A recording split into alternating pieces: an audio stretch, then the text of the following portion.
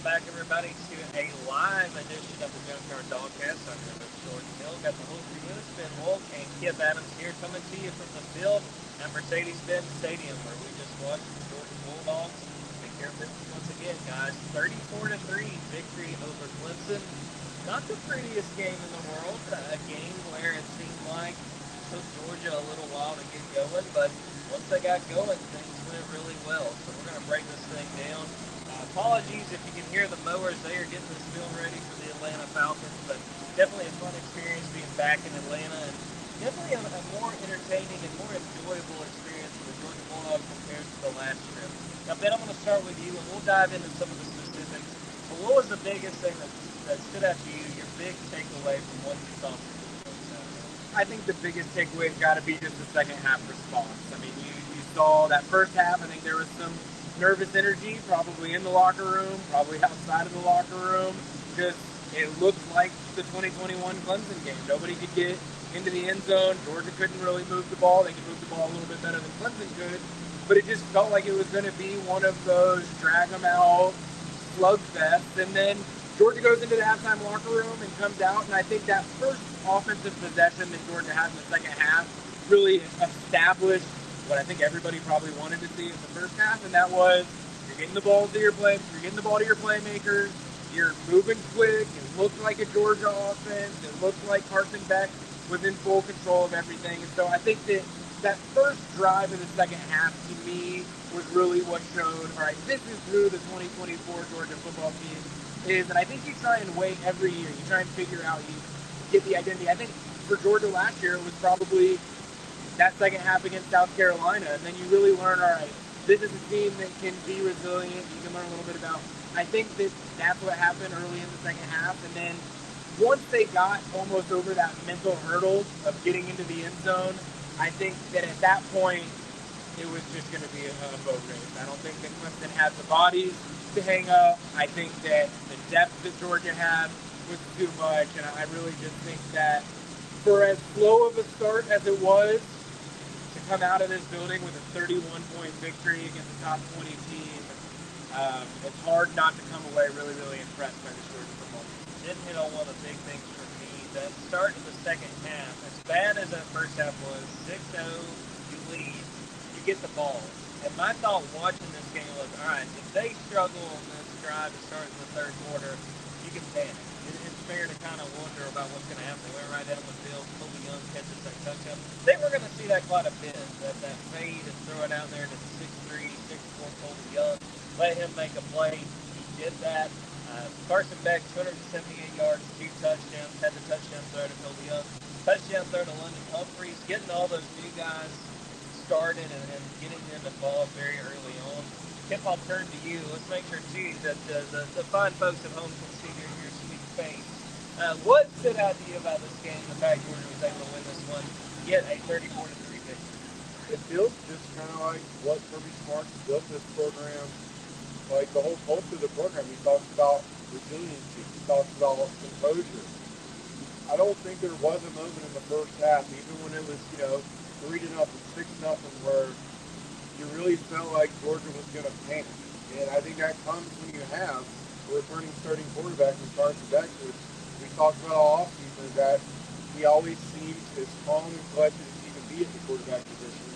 And I think you saw that today as he commanded the huddle. He had so many new faces. You're talking about true freshmen at running back. You're talking about transfers at wide receiver, at tight end. That freshman running back didn't even get there until the summer, and you're asking a lot of all these guys. You've got to make sure that they all know what the play is, and while trying to read a defense. And yet he goes out there and basically completes over 71% of his passes, no turnover plays. And again, you talk about the second half, but looking at the game as a whole, that Georgia defense, they're rotating guys in, the defensive line's banked up, and yet they don't even allow Clemson to rack up 200 yards. This looks like the Georgia defense that you've seen on those back-to-back national championship teams, the top 15 opponent that did not get into the end zone. And honestly, multiple times they got close, Georgia stood strong, and they made plays when they needed to. They have elite playmakers at each level of that defense. And I really think that's what you take from this performance. You know, pointing out that defense as well, like, I think any time you come into a Georgia season, you're wondering what is this Georgia defense going to be, because everybody wants to see as close to 2021 as possible, and you just don't know, no matter how much talent there is, what it's going to look like. And then you look at this Georgia defense. No Jordan Hall. Warren Brinson goes down early. Xavier McLeod is out. Janelle Aguero is not able to go. And they're still able to put a performance up like this. I mean, I think you have to ask the question, you know, how potent is Clemson's offense and how much were they ever going to really be able to threaten this Georgia defense? But regardless of that, with the bodies that Georgia was missing, and for them to still have a defensive performance like this, I think it gives Georgia a lot of hope for what this 24 defense is going to look like. Let's talk about one of the guys who stood out, and I don't think it was necessarily a surprise, starting with the defense, and that's Malachi Starks. Not only does he split time and star, like we talked about with Janelle Aguero not being available, but he makes a play that almost looks like the interception that was sort of his introduction to the entire nation, picking off Kate Klubnik in the second half that essentially was like, all right, this thing is on ice. I'm going to start with you, Ben. All right, well, I'm going to put you on the spot. Was that interception more impressive than the Oregon one? What did you make of that pitch? Well, I asked him post-game, as he was leaving media, I said, which one do you like more? And he laughed. He said, I haven't seen the Clemson one yet because he just got off the field. And he said, honestly, probably the Oregon one. It was his first game. He probably didn't have the self-confidence yet that he has now. So I think that moment was a really defining one for his career. But if you're just talking about the play itself, I mean, the term special gets thrown around too much when you talk about good college football players. It could not apply to anybody more than it applies to Malachi Starks. He is a special player. He's a special person. He's great for us to work with. I know that Georgia coaches, they love working with him more than just about anybody that they've had in the Kirby Smart era. He's just everything you're looking for from a standout football player. So I think we all fall in the camp. You know, we're media. We're not supposed to have any rooting interest. But I think anytime Malachi does anything successful, he's an easy guy to root for. We've talked about it a bunch today. He's someone that when he makes plays, you know he's worked his tail off for it and he's earned it. So to see him make a play like that, and I think that the talk of the day will be sort of matching up those two clips, the Oregon clip and the Clemson clip, and they look so similar to each other. I think exact opposite corners on the same half of the field. We can expect those types of plays from Malachi Starks. Like, that's just who he is. I mean, it doesn't feel like it was that long ago that we were in this building watching him make that play in his opener. And in every game since then, it feels like he's in the right spot at all times. And that was certainly the case on the sideline there today. What did you think of the play? And then again, the fact that he was kind of the Swiss Army knife in the secondary, being willing to go play star, being back there at safety, just the overall job that Malachi did today. Yeah, I was actually going to talk about that regardless, because I think that may have been overshadowed by the play, which for me, I think this play is more impressive just because of the way he had to move his body in the air and the overall, just the vertical that he got on that play while supporting his body it's just really unheard of to have a safety who's able to cover the ground he does and to have that kind of athleticism. It's why Kirby Smart pointed him out to Champ Bailey before the game and said, he reminds me of you. He plays the game with the same skill set that you have. But to your second point, I think that's probably one of the biggest storylines of this week is the fact that Aguero goes down last Saturday in practice, and all of a sudden they're having to play musical chairs at the DB position. They start the game with Corey Thomas out there at safety, and then almost immediately you see Malachi Starks move over, KJ Bolden come in as a true freshman, and now Malachi Starks is playing a position that we haven't really seen him play to date in his collegiate career. He's an All-American safety. Now they're asking him to go down the line of scrimmage, play the star position, and the way that they're asking him to play it, he's basically a cover corner down there. They were asking him to lock down like a cornerback, and he stepped up, shut his wide receiver down throughout the game. So I think, again, we're talking about a truly special performance from a special player, and he's living up to his All-American billing.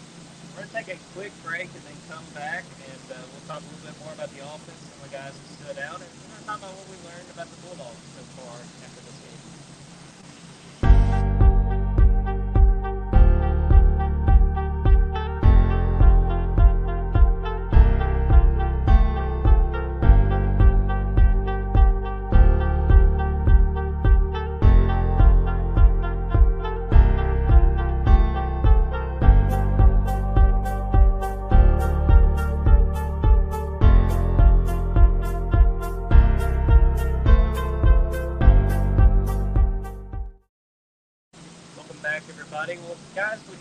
talk about one of the breakout stars of Saturday, and it was freshman running back Nate Frazier, a guy that we thought had a chance to play in this game because we had a good feeling Trevor Etienne was not going to be available. That wound up being the case. Trevor did not play today, and it took a little while, but in that second half, Nate Frazier was fantastic. I think he had about a 24-yard catch at one point, 40-yard run, which Kirby said afterwards he had essentially told him, if you try to cut back in a game like that, you're gonna get nailed.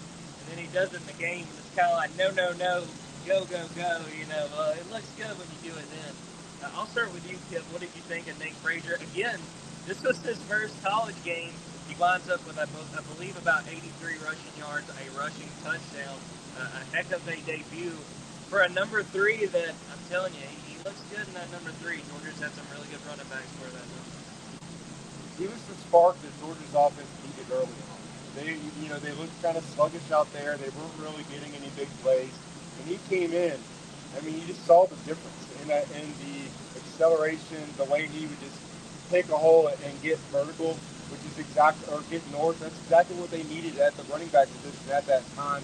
They were getting 2 and 3 yards and getting put in some obvious passing downs. And I think Kirby he described Nate Frazier's play after the game perfectly. He says, "Guys, we got some juice in the backfield right now," and that's not something you would have been able to say about Georgia's backfield, honestly. Really, the last couple of seasons. I mean, they had some strong running backs, but not guys that had that ability to get to the second level. To make defenders miss if they don't have the right angle. Nate Frazier has that. If you guess incorrectly, he's getting 8 to 10 immediately on you. And he had a couple, drops, freshman moments in there that are going to happen. But I think the future is bright for him. And I really think throughout the season, he's already shown that they have a big time playmaker in the backfield that they haven't had the last couple of seasons. And I think Carson Beck in this offense, he has to be really excited about his potential moving forward. Just think about what this run game will have with Trevor Etienne back. And I'll turn it over to you, Ben, just to talk about Nate Frazier. What he did, again, we're talking about a guy, that was his first college game. Didn't take off right away, but by the end was super impressive. Well, Nate Frazier is everything that everybody has said that he is. I mean, he's got high energy, he's got motor, he's got crazy quick feet, he can make plays out of the backfield as a receiver, he can make plays in the running game. He did all of that today, and so we kind of got the first sample of what does Nate Frazier look like, and it's exactly like everybody has said that he looks. And I think to Kipp's point, Branson Robinson got the start. I do think that this Clemson defense was very fast side to side, and I think it was just one of those games where Nate Frazier's foot quickness was a difference maker, and that sort of quick twitch, one cut, change of direction was what Georgia needed from the running back position. Does that mean that Branson Robinson's not going to get run going forward? No, I don't think that's the case. But I think in this particular game, Nate Frazier was a bigger mismatch for what Clemson did well defensively. And I think that once he got in the game, you could just feel a shift. And it wasn't just him. I mean, I wrote about some of the transfers. London Humphreys, I thought, did it as well in the passing game, where it's like there were just a couple of moments where you could feel the explosiveness of the offense kind of change. Just even the one Humphreys that was in the first half, it wasn't even in the second half, it was the one he had in the first half. Like you can just feel, all right, there's an explosiveness there that we maybe didn't recognize Georgia had going into the play. And I think that once Nate hits you a couple times,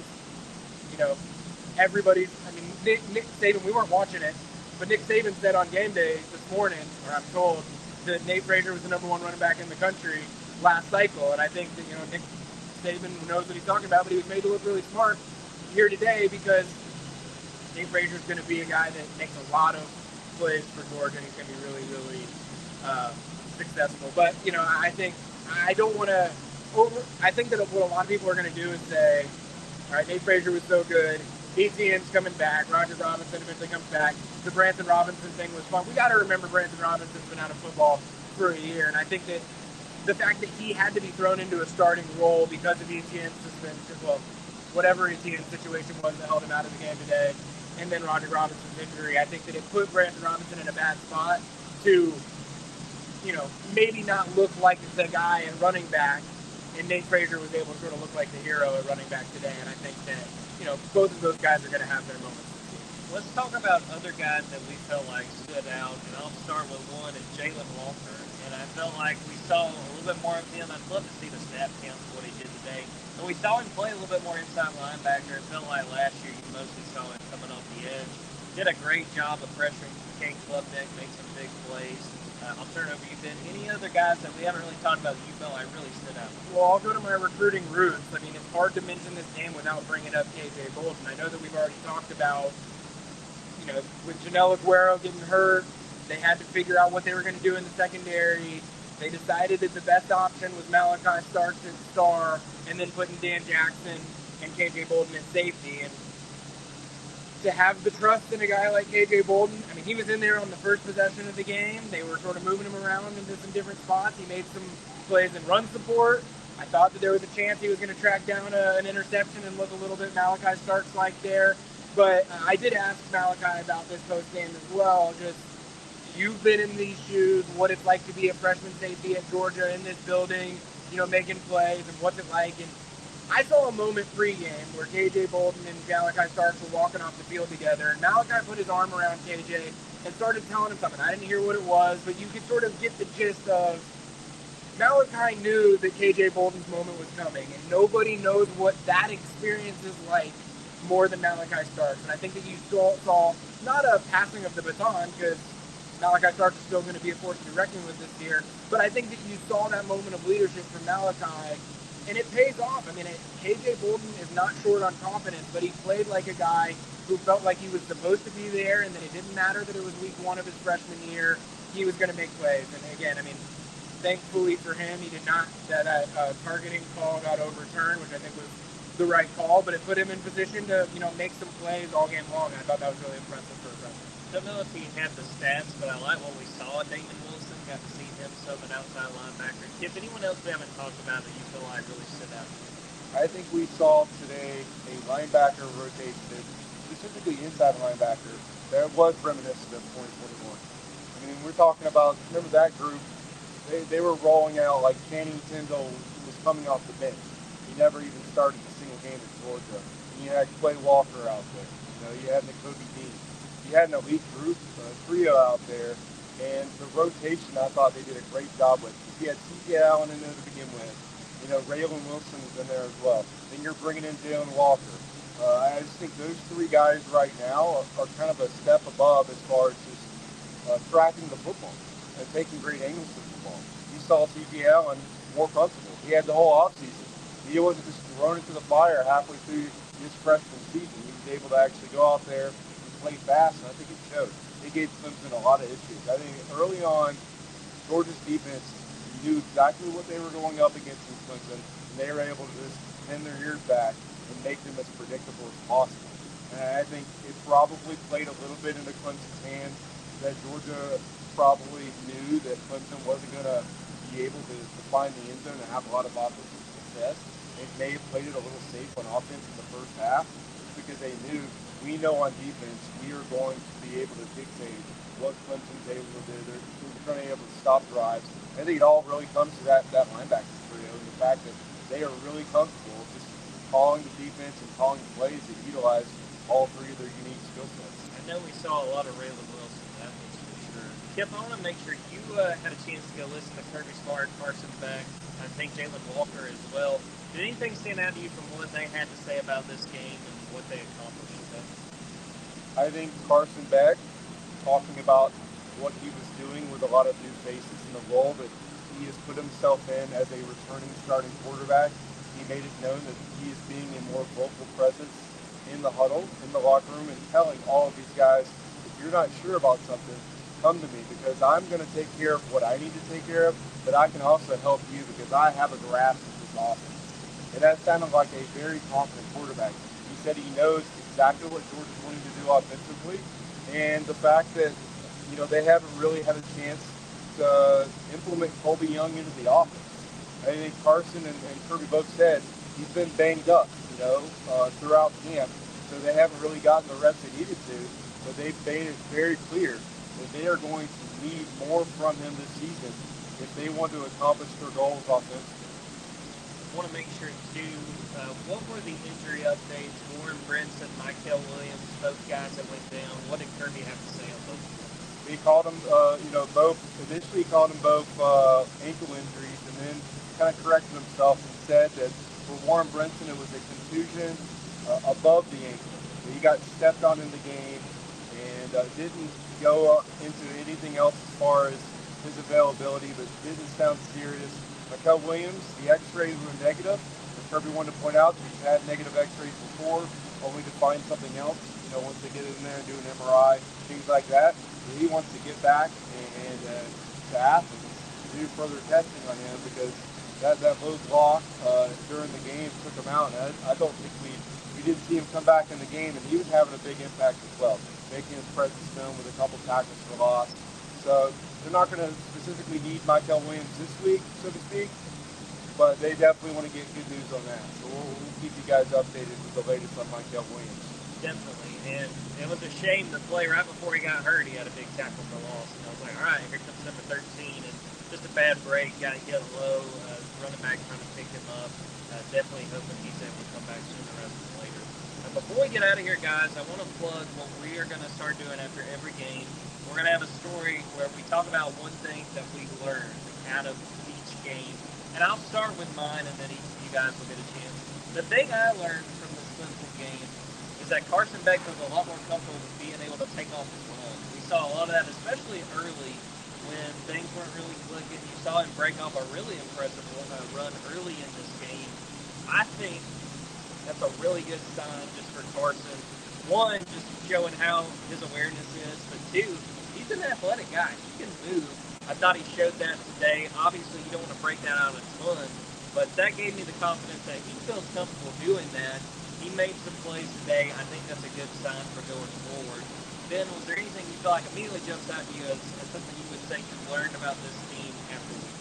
Well, I think I've talked about it a little bit already, but I think I learned today that this Georgia defense is as good as, I don't want to say as good as the 21 defense, but as good as any other Georgia defense that we've seen. And I think that I feel that way, not just because they held Clemson under 200 yards or didn't let them get in the end zone, which that does play a role in it too, but I point out all the guys that they're missing on that defense right now, and I think that if you have a defense that is swarming and has as much depth and as many guys making plays as they made today, and you still think about the people that they're going to be able to add to that defensive line, Janelle Aguero comes back, you're not having to do the musical chairs in defensive backfield as much. I mean, I think that this Georgia defense, assuming Michael is healthy, assuming Warren Brinson can come back, get Jordan Hall, you get Xavier McLeod. I mean, this Georgia defensive front now, I think you're looking at a unit that is about as good as any that they've had. And I think that I didn't give this Georgia defense the amount of respect that they earned today coming into the season. Like, I thought that they'd be a good Georgia defense. I think that they're going to be a great Georgia defense. Kipp, what about you? Would you say there's anything you feel like you learned out of this first game for Georgia? Well, we already knew. We had a good feeling going in that Georgia's wide receiver rotation, and you saw that play out. And you had Colby Young catching that pass, and it looks like that's perfect for his skill set. He's going to catch a lot of touchdown passes in the red zone. And you had Dylan Belvis making plays out there in a number of ways. But the emphasis they put on Aaron Smith, he got, I don't know the numbers, but it feels like he got more targets in this game he's ever got in his career. And then you have London Humphreys out there as well. That's an element of Georgia's passing game that they have not had, the vertical threat. You knew when Arian Smith was in the lineup that you were probably going to get your 150-yard touchdown pass of the game or maybe even of the month in previous seasons. Now, it looks like the light's coming on for him. And if you have London Humphreys and Arian Smith out there stretching the defense, this is going to make life easy for everyone. And if Carson Beck's able to hit on those plays, this is just an aspect that we really haven't seen at Georgia the last couple of years. Their ability to keep defenses on their heels because they know that they have a true deep threat, and now two true deep threats in their passing attack. I pointed this out in my instant takeaways, but it was kind of funny. Kind of flashbacks in Atlanta. Malachi starts making an acrobatic catch. Arian Smith having a big catch that kind of ignites the offense. We've seen that 2 other times in this building. Definitely a good sign with Arian Smith. I think there's more to come from him. Want to make sure and shout out too Cash Jones found the end zone, did a very good job helping out in the run game. Fellas, I think we're about ready to wrap this up, but I want to make sure any parting thoughts, anything we didn't cover, and I'll start with you, Ben. Anything that you want to throw out there before we end this episode? You know, I gotta say, I was really impressed. There was, anytime you're on the Junkyard at halftime and Georgia's only up 6, or they haven't scored a touchdown, you can it's a safe bet you're gonna get, 10 to 50 Mike Bobo comments. I just was really impressed with how they came out of the second half. They scored touchdowns on those first 2 possessions. It looked like they went from conservative, just try and find a way to, all right, let's go attack this and jump out to a big lead. I mean, those first 2 possessions in the second half, gave a lot of future optimism, I think, about what this offense is going to be able to do. Yeah, I don't think people are complaining about Mike Bobo after that second half. Definitely not quite like they were in the first half. I did see some TV copy of him fist pumping after the fourth quarter touchdown, so I think he was at least feeling some of the comments that people were making mid-game. Kipp, any final thoughts, any parting thoughts before we get out of here? Yeah, I mean, Kirby Smart hasn't lost a home opener. 40 straight wins in the regular season. He does pretty well in these kickoff classic games. I think he never really has an issue getting his team prepared for a season opener against a ranked opponent. I mean, these type of games he lives for. And like you guys said about the second half, I mean, this coaching staff is known for their halftime adjustments. It's what every game, big time game where they've come back late. I mean, you've seen just a completely different team out there in the second half. So I guess it just begs the question of, can we get the second half offensive game plan in the first half? That's just what we're still kind of waiting to see that. And you know what? I think they're going to need that because Clemson's a really talented football team, but there are some explosive offenses that Georgia's going to face later this season. So they're going to have to fire on all cylinders for all 4 quarters to be able to come out of the season with double-digit wins. The biggest thing that I would say and remind folks, especially if you weren't happy with how this played out, 34-3 win, and you get a marquee win in week 1. You've already kind of built up a nice little resume, especially when you know what's coming down the track, a very difficult schedule this fall. We're going to wrap it up for Kipp Adams and Ben Wolk. I'm Jordan Hill. I want to make sure and tell everybody, go subscribe to Dogs 24/7. We have got a ton of content both tonight and on Sunday that we will have out of this game. Getting ready as Georgia gets ready for week 2 against Tennessee Tech. And keep an eye out, 75% off over at dogs247.com. The best sell of the year. You want to jump on that. And you get to read all the stuff that we all get to write, and then the podcast and the video as well. So we'll wrap it up here. We're going to get out of Mercedes-Benz. It's been a long day, but a fun day. And until next time, take care, everybody.